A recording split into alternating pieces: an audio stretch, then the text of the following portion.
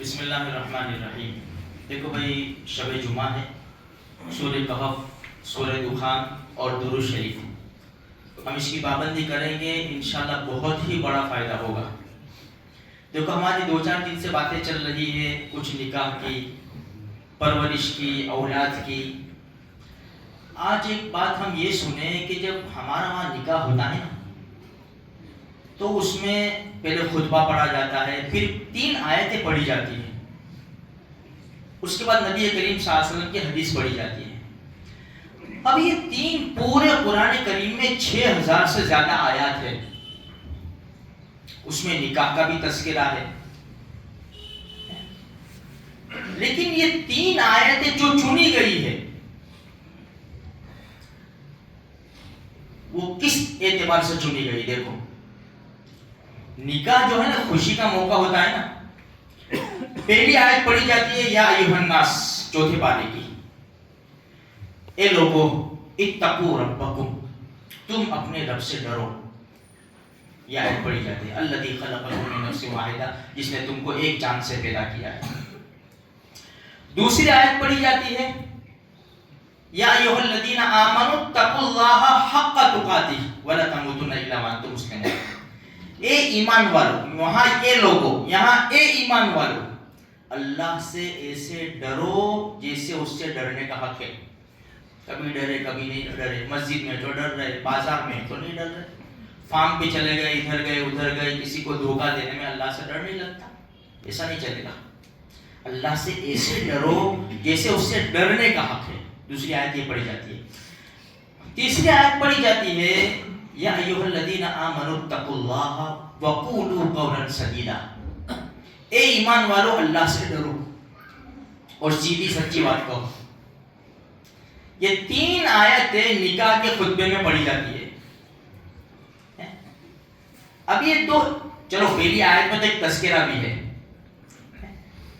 یہ 2 آیتوں کے اندر کوئی نکاح کا تذکرہ بھی نہیں ہے، لیکن یہ 3 آیتیں ہمیشہ نکاح کے اندر ہم سنتے ہیں.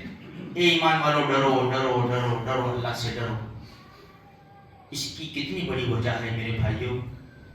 آج ہم دیکھتے ہیں نا ہمارا ماحول، نکاح عبادت ہے نا، اسی لیے تو مسجد میں اجازت دی جاتی ہے. اگر عبادت نہ ہو تو مسجد میں اجازت بالکل بھی نہیں دی جا سکتی. اب لوگ نکاح پڑھنے آتے ہیں نا، نکاح عبادت ہے، اللہ کا حکم ہے، پیارے آقا صلی اللہ علیہ وسلم کی سنت ہے، اور انبیاء علیہ السلام کا طریقہ ہے. اب جب اللہ کا حکم ہے، پیارے نبی کا طریقہ ہے، انبیاء علیہ السلام کی سنت ہے، تو اس کو کس اعتبار سے انجام دیا جائے؟ ڈانس کرتے ہوئے، چیخ و پکار، سیٹیاں بج رہی ہے، آ رہے نکاح پڑھنے آ رہے ہیں اور سیٹیاں بج رہی ہے، دارو خانہ پھوڑا جا رہا ہے. کہاں جا رہا ہے؟ عبادت کرنے جا رہا ہے. نکاح عبادت ہے میرے بھائیوں. بیت اللہ کا طواف کرتے ہیں نا، عبادت ہے نا. معاف کرنا، ایگزامپل دیتا ہوں، اللہ مجھے بھی معاف کرے، آپ کو بھی سب کو معاف کرے. آمین. اگر تم یہ دیکھو کہ کوئی ڈانس کرتا ہوا طواف کر رہا ہے، کوئی کر سکتا ہے؟ پہلے تو یہ بتاؤ کتنا گرا مسلمان ہوگا نا، وہ بھی نہیں کر سکتا. ڈانسر پہنچ جاتے نا بیت اللہ کا طواف کرنے، وہ بھی ادب احترام کے ساتھ، اطمینان کے ساتھ بیت اللہ کا طواف کرتے ہیں، بیت اللہ کو دیکھتے رہتے ہیں، آنکھوں سے آنسو بہاتے ہیں. کیوں؟ عبادت ہے، عبادت ہے. کل جمعہ ہے، لوگ جمعہ کی نماز پڑھنے کے لیے جائیں گے انشاءاللہ، تو کیسے جائیں گے؟ ادب احترام کے ساتھ. کوئی ڈانس کرتا ہوا، کودتا ہوا، چیخو پکار کرتا ہوا نہیں جائے گا. کیوں؟ اللہ کی عبادت کرنے جا رہے ہیں. میرے بھائی، ہمیں کیا ہو گیا ہے؟ نکاح عبادت ہے، اس کے باوجود بھی ہمیں سمجھ میں نہیں آتا. نکاح پیارے نبی کی سنت ہے، انبیاء علیہ السلام کا طریقہ ہے، پھر بھی ہمیں سمجھ میں نہیں آتا کہ ہم ایسے بیہودہ کام کر رہے ہیں. بھئی یہ رمضان آتا ہے، رمضان آنے سے پہلے تیاری ہوتی ہے نا. عورتیں اپنی تیاری کرتی ہیں، مرد اپنی تیاری کرتے ہیں، اللہ والے اپنی تیاری کرتے ہیں. لوگوں نے قرآن پڑھنا شروع کر دیا ہو، کیوں؟ رمضان میں ان کو تھوڑا مشکل نہ پڑے، آسان ہو جاوے. ابھی سے پڑھ رہے لوگ، اللہ مجھے آپ کو بھی توفیق دے دے. شروع کر دو میرے بھائیو, شروع کر دو. کیوں آسان ہو جاتے ہیں. ہم یہ تیاری کر رہے ہیں, اور ہم شادی سے پہلے کیا تیاری کر رہے ہیں؟ ڈی جے لگا رہے ہیں, پورے محلے والوں کو 10 دن تک پریشان کرتے ہیں ہم لوگ. یہ اللہ کے رسول کی ہم عبادت طریقہ ادا کرنے جا رہے ہیں. میرے بھائی ہمیں سمجھنا چاہیے. اسی لیے آج نکاحوں کے اندر سے برکتیں اڑ گئی. لڑائی جھگڑے پریشانیاں ہیں, کتنی مصیبتیں جھیلنی پڑتی ہیں. اللہ کے رسول نے فرمایا جتنا نکاح سادہ ہوگا نا اتنی برکت دی جائے گی.